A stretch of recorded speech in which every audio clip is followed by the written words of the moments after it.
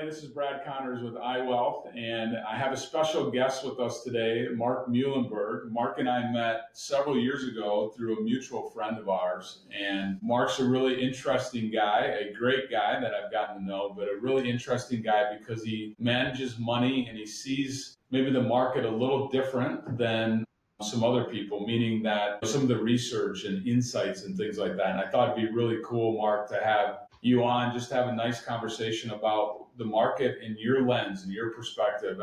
As our investors know, we can work with many different people, many different firms out there, and those different firms have different ways of managing money, whether it's fundamental research or whether it's algorithm or whatever. So tell me a little bit about where you're located, Mark, and then, how long you've been doing this, and then let's jump in and just kind of talk about what's going on in your eyes. Yeah, absolutely, Brad. And thanks for having me. It's been great to get to know you over the last couple of years. And, we've shared a lot of insights on the markets. And so this is just another opportunity to do that. So I'm Chief Investment Officer of Masonry Capital. We're based in Charlottesville, Virginia. So launched in 2018, but it was really an extension of my employment at Virginia National Bank, where I was also the Chief Investment Officer.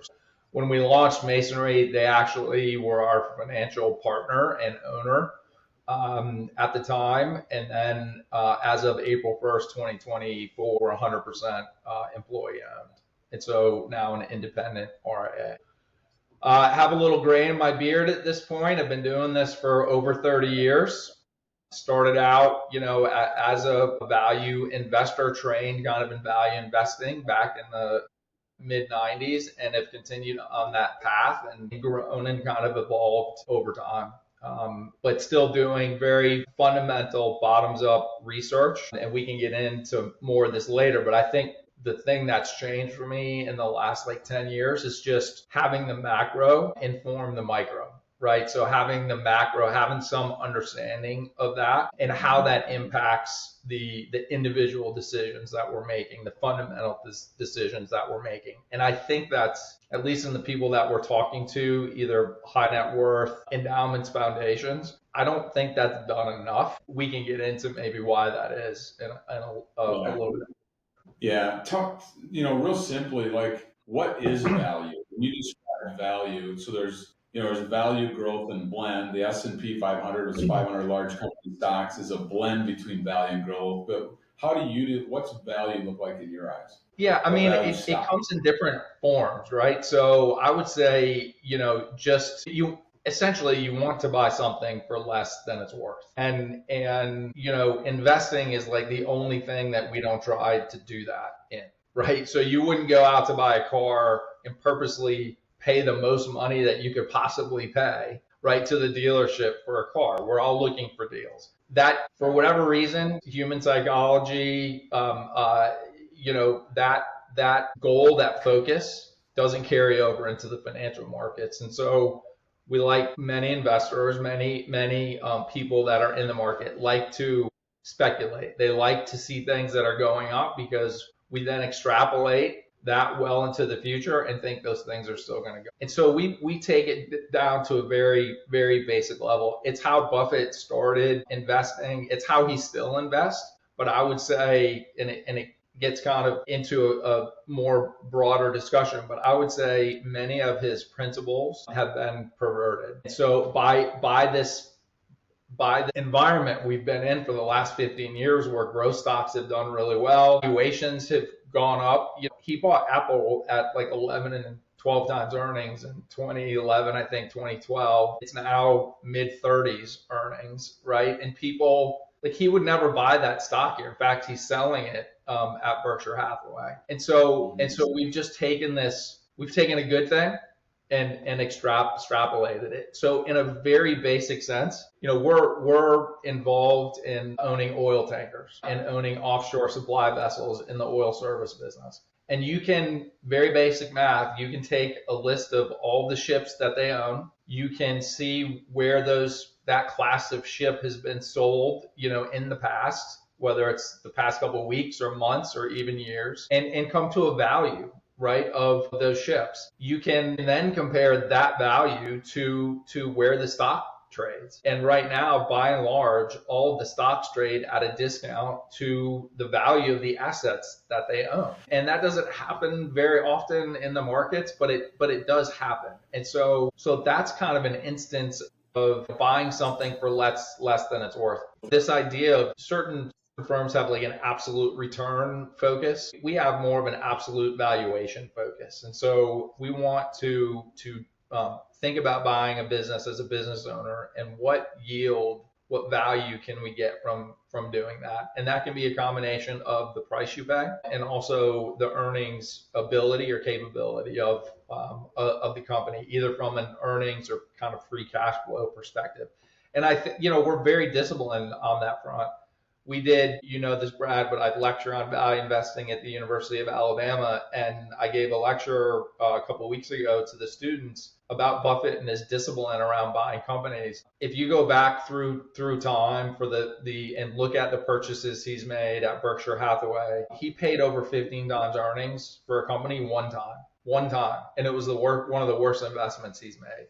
And so, where does the market trade? 24 times earnings right now, somewhere around that, with some being much more richly valued. And Buffett has 40% cash and treasuries and has not been an active buyer right now. And that, again, kind of, in a nutshell, tells us pretty much everything that we need to know about how to be successful in this game, which is really don't lose money first, is the first principle. And then once you've kind of confirmed that, then you can think about, well, how much money can I make?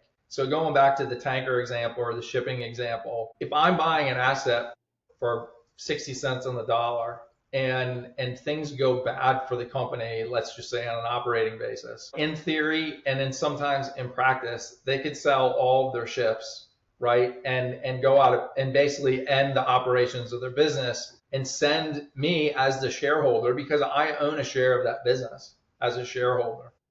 And people don't think about buying stocks that way, but that's what that is. Then for the 60 cents on the dollar that I paid, I would get $1 in return. The reality is it's much more complicated than that. There's timing issues, there's tax issues, wind down issues. So you're not planning for that ever to happen. But that really provides kind of what we call a margin of safety in the investment that you make. And again, I think that discipline has been largely ignored as the market's been like on a straight upshot for 15 years.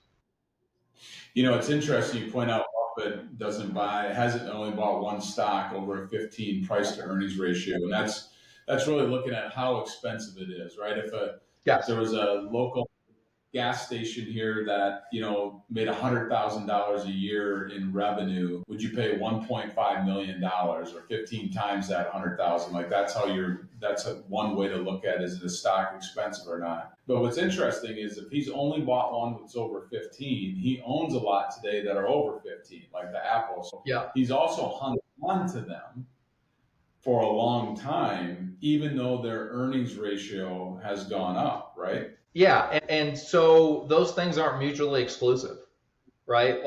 You want to minimize taxes. Buffett has said his favorite holding period is forever. So, if he holds Apple and it doesn't move for the next 10 years, his internal rate of return on his investment will still be really high, right? Because every time you sell and realize the taxes, you've got to reinvest that money, and you have less money to reinvest. And so that becomes a difficult exercise. But yeah, I mean, you raise a very good point, but people have taken he still owns these things and they're expensive as, well, I can just buy them now. But Charlie Munger, his partner, said investing is simple, but it's not easy. And so it is simple because you should take the local gas station, the local dry cleaner example, and take that to heart and say, would I buy this business and pay so much that I get very little return today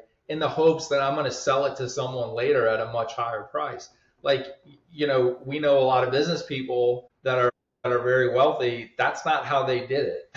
They didn't buy overvalued assets expecting to sell that business at a much higher price. They bought a business, they ran it really well, They earned a good return on that business. They reinvested the money that they earned from that business back into the business, right, to grow it. And if they couldn't get a return on that, they did something else with the money. And so we take these foundational principles again and don't apply them to the stock market. And at Masonry, we do. That's how we think about the world. Yeah. So, Mark, one of the questions I have is, like, when you look at this economy today, as we sit here late in 2025 and look at 2026, like I talked to a portfolio manager the other day that had interviewed, everybody else in the firm, and the 97% of them don't think the recession's happening next year. So, they're pretty confident that that's not going to happen in their mind. They think a Fed will lower here in December like everybody else does, and maybe another one next year. But what's also interesting is, 40% of the S&P 500 is made up of the top 10 stocks in the S&P 500, and things rotate. Like, to me, that next shoe to fall is if these technology names fall out of favor, what's next? And so where do you see the lens going over the next 12 to 18 months in this market? And is value going to get their day back? Yeah, a couple interesting things to bring up on that. One, I think you can make a solid case looking at things like PMI, the manufacturing index in the U.S. and just generally like the economy. If not for AI and data center spending, we've probably been in like a 3-year rolling recession, right? And I see that evident in the way some of the cheaper stocks trade. You can go through, and there's a handful of stocks that we own that kind of resemble this, but early 2000, 2009, all of 2020 and today, right? These what normally you would think of as cyclical stocks. Some are tied to like temporary employment, for instance. These stocks go from, with this particular stock, True Blue, goes from 6 to 30, back down to 6 at the depths of the recession, then trades up to 30 when things get better. It's pretty, that pattern has repeated, and right now the stock's, I think, at 5, right, and down from 30. And so over the last couple of years. And so I look at that, I see what's kind of happening over the last couple of years with the economy. And again, absent AI, absent data center spending, like things have been really tough for US, for the consumers. We're seeing that in consumer sentiment, right? Which is measured by the University of Michigan as the lowest, on one of the lowest recordings on record. And so, If all of that, if everything I just said is true, right, I think you can credibly make the case that we might be underestimating the growth in 2026. So the one big beautiful bill, the accelerated depreciation or ability to write off investments on the part of a business and immediately instead of on a schedule of depreciation. The tax cuts are coming, right? We'll feel that when we get the refunds from the 2025 filings. And all of these things are going to be hitting, and there's 2 other big elements to that. One is the midterms, right? This administration, and I think reasonably so, it doesn't matter what party is in power with this coming up, they're going to do everything they can for robust growth and to make things look as good as they possibly can. I think that's a given. Right. So politically, like that's a given. And then 2, we keep reading. I think this idea of like a small rate cut and then maybe another rate cut because we're going to get in, potentially get inflation, I think is misguided.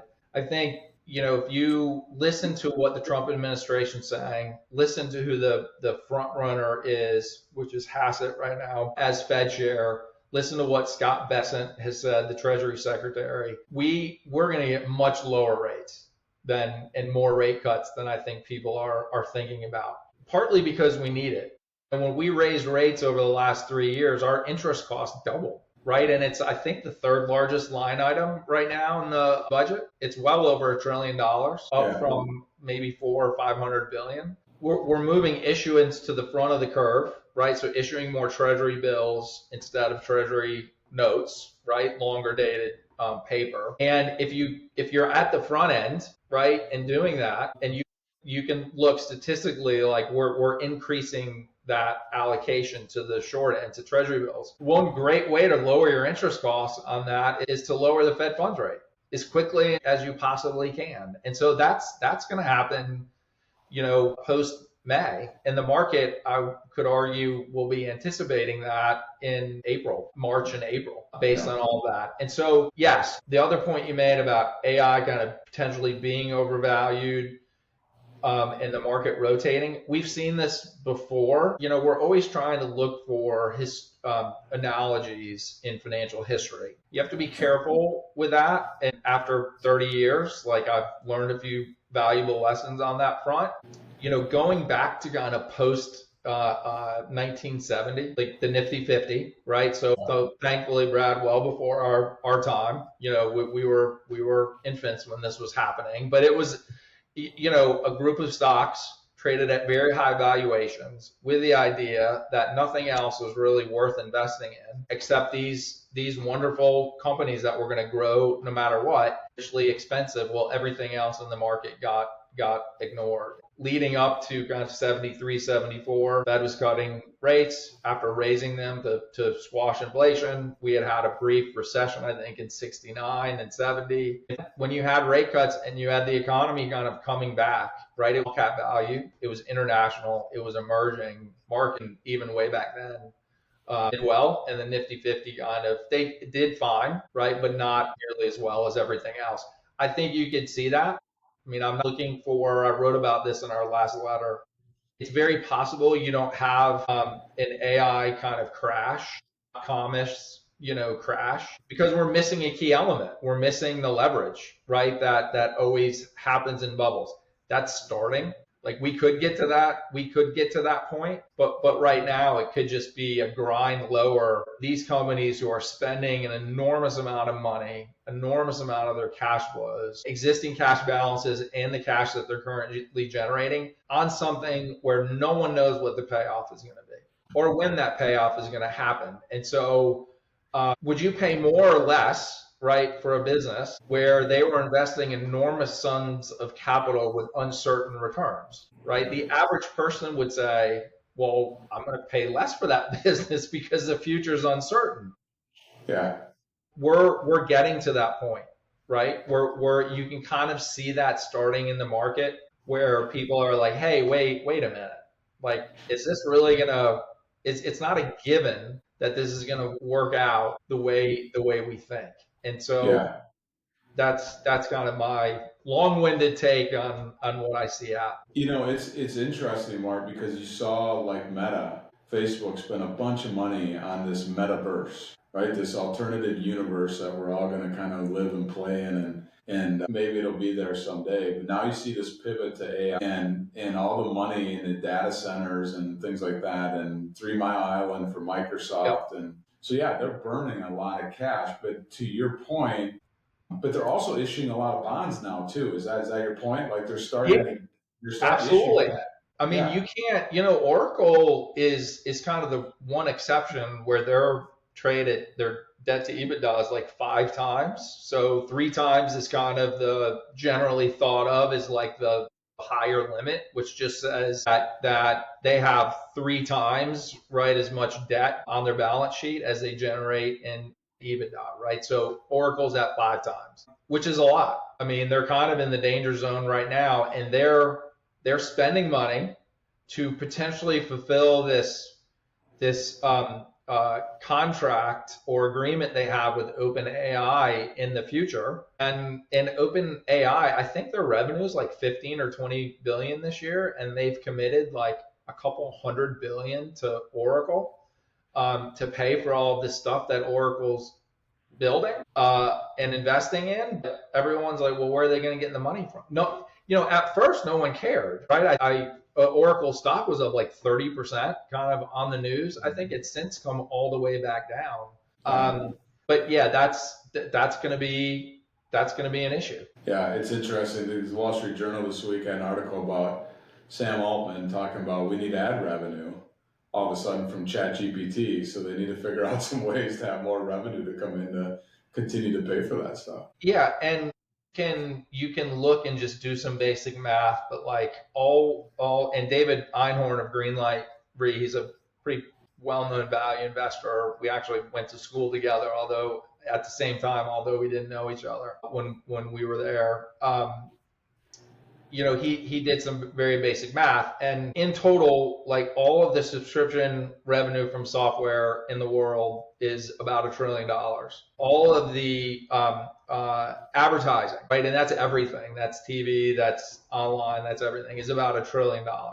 For AI to generate adequate returns by like 2030, I think he said, or 2031, there needs to be $2 trillion of additional revenue to generate even an adequate return. So we're going to double like everything. Think of everything we pay for. Think of all of the ad revenue. All of that stuff needs to double in the next couple of years to make the payoff worthwhile. I keep reading, Brad, that like AI is going to make targeted advertising even better.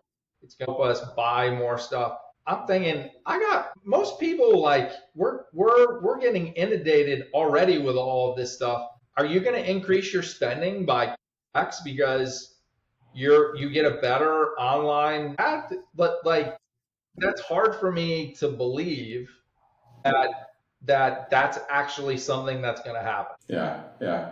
I'm waiting for the productivity gains where the AIs, we're starting to read articles about reducing people count and stuff like that to be able to let these companies have better earnings. But, you're on the value side of things. You'd rather, own something that's making some money the old school, the way investing started, right? Instead of betting on the idea that this thing's going to hit and we're going to have this growth. What do you think about with the future? Like I asked this PM the other day what his thoughts were about a black swan or something. Like people seem pretty bullish on the next 12 months. They don't know after that. But I look at Bitcoin, there's so much, or just crypto in general, there's enough money there that if all of a sudden it dropped 80% or something like that could be, a world of hurt for some people that own that stuff. But is there anything out there that you think about that something's going to come home to roost? And is it the U.S. debt? Like what do you think?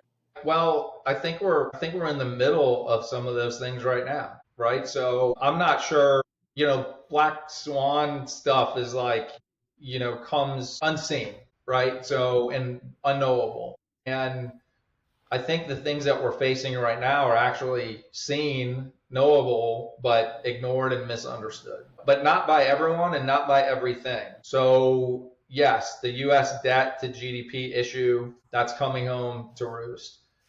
A change in the global monetary regime, the global monetary system is again, I think you can make a credible argument that that's happening right now. It happens once every 50 or 60 years. This one's being led by out of necessity. Again, I think you could make a good argument out of necessity because of our excesses, because of our lack of industrial capacity, which has national security issues, right? Our debt issues, our budget deficit issues, that something needs to change. And so we're in the process of that. It's really hard, Brad, for I think people to process these types of changes, right? One, because, in our adult life, we haven't seen anything like this. The world has looked pretty much the same, right, on that front. Business, and really since we've been born. I mean, you're going back to Bretton Woods 2.0 with taking us off the gold standard was the last time. Is look at what's happened to gold and silver. It's kind of defying, I think, a reasonable explanation from mainstream media, like why is that happening? So then you move to other arguments about, store value relative to, and yet gold and silver are hanging in there. And that's typically like a harbinger things that are changing, things to come. So when someone thinks about that, like that down to the simplest level, when you think about this change that's coming, is it back to a gold standard? Is it what's that look like, this change that you feel is kind of happening? Yeah, one, I would first say it doesn't have to be bad, right? Like people think about all change is bad, or if this happens, life will never be the same. No, the system's way too big to have, and the government way too powerful to like let things, in my opinion, let things disintegrate and be materially worse. We could go back to some type of gold standard. We could go back to some kind of maybe commodity linked basket, right? That the dollar's tied to. Who knows? But I think the important thing to realize is that nothing's off the table, right? So I just read this morning that President Trump again is talking, and he's talking about this fast, again is talking about eliminating all income tax in the US. Like that, he's like, yeah, I think we could do that, and we could pay for it with the tariff revenue.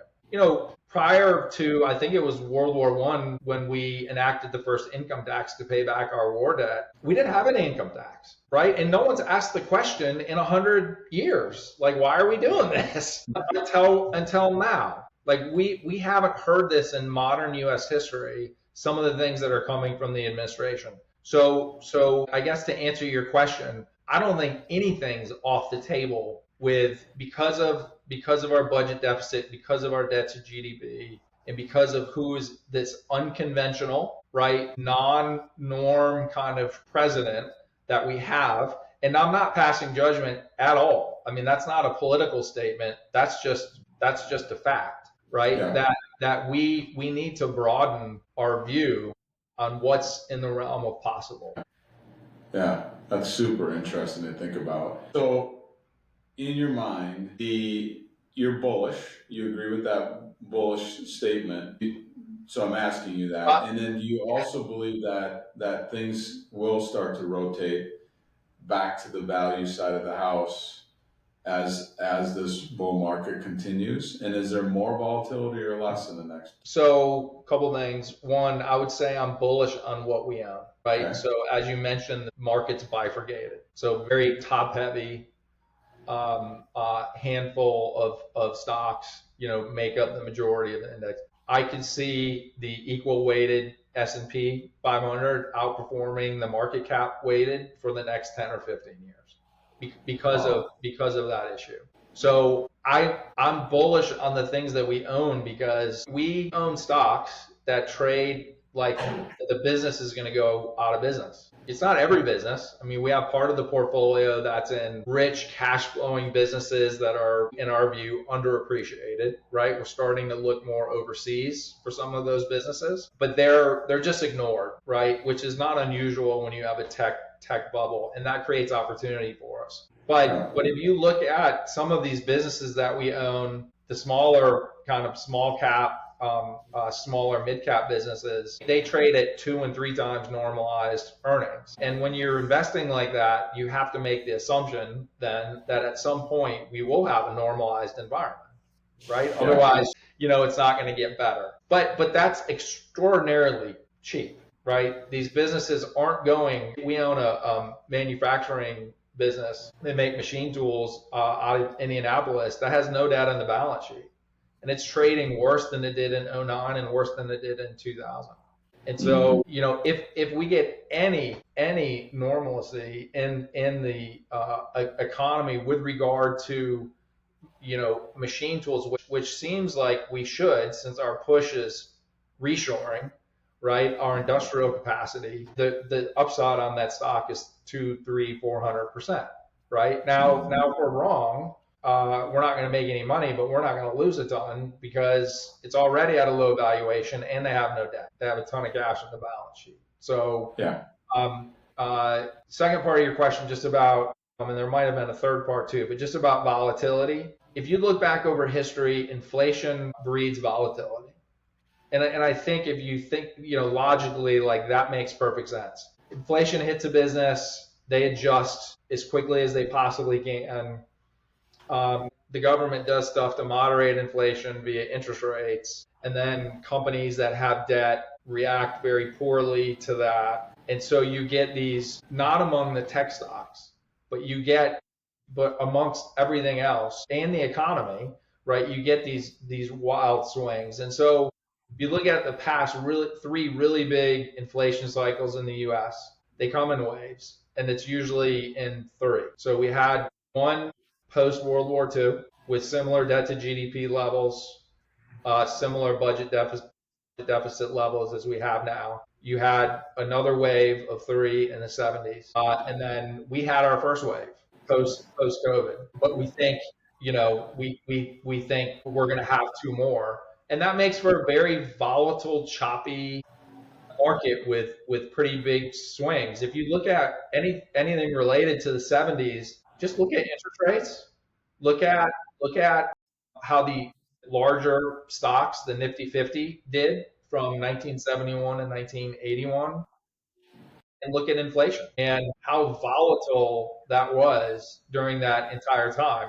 Interestingly enough, post the pretty severe recession in 1974, the next basically 5, 6, 7 years, small cap value did really well, international did really well, emerging did really well, energy did really well. The S&P was okay, but not great, and flat relative to inflation. It never repeats exactly, but I think that's probably somewhat instructive to look at. Super interesting, and I appreciate the conversation. We'll wrap up here, but I mean we could go on for another hour. But what's interesting as someone watching this is the fact that what I really appreciate is that there's people in firms like yours that put the research in, that put that spotlight on their niche that they believe is the right niche. And as an investment advisor, you can put those different niches together, right? As when it comes to an investment standpoint. But I got the gray hair too, obviously. 30 years ago I thought that, with clients' money, we'd use some ETFs and some mutual funds or whatever, right? Put together the portfolio for them, and it just doesn't make any sense in today's day and age with who we have access to. Right. We outsource that money management. It just totally makes sense, and we focus on the planning topics. And so, Mark, I really appreciate you coming on, just explaining kind of where your niche is, but also how you're thinking about this market. Is there any parting, things that you're thinking about that you want to touch base with? We're in a new and kind of different world, and it doesn't mean that it's going to be bad. It just means that it's going to be different. And so I think for investors who are using a playbook over the last 15, it stands to reason, given financial history and given everything we're seeing on a micro but also a macro level, that the future is not going to look like the recent past. And so it really pays. And we obviously believe this based on how we're invested, to look at the areas of the market that are underappreciated, unloved, and underowned, frankly. And so whether that's, it doesn't have to be 100% of someone's portfolio, right? But why wouldn't you have exposure to something like what Masonry's doing, or there are other firms that do what we do too. They're not a ton, but there are other firms. But if you had a 5% exposure to gold this year, Brad, as a hedge, and we did, thankfully, that's a lot of excess return from owning what you hoped was a safe place, but one of the junior gold miners we own's up around 200% this year. We were not planning on that at all. And so it's nice to have diversification in that sense. Yeah, that's awesome. Underappreciated and not underowned. I just celebrated my 29th wedding anniversary, so I can't Congrats. claim that I'm underappreciated or not loved. You know what? We had the same thing on our mind. I just celebrated mine like 2 weeks ago. So congratulations. We're lucky men. But thank you so much. Really appreciate it, Mark, and have a great day. Thanks. Yeah, we'll see you.